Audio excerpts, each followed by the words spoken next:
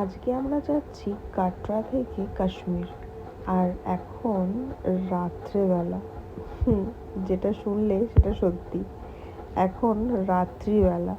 রাত তখন প্রায় 2:30-35-এর কাছাকাছি। যেহেতু খুবই জ্যাম থাকে রাস্তায়, তাই আমরা কিন্তু রাতেই ট্রাভেল করছি।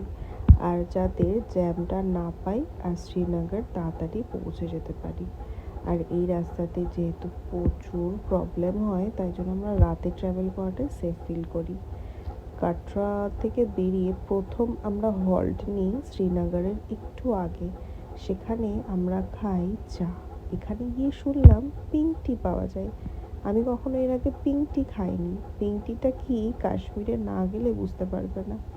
আর আমার যে ব্লগগুলো রয়েছে সেই ব্লগগুলো তার জন্য দেখতে হবে। তাই চটপট করে গিয়ে আমার ব্লগগুলো আগে দেখে নাও।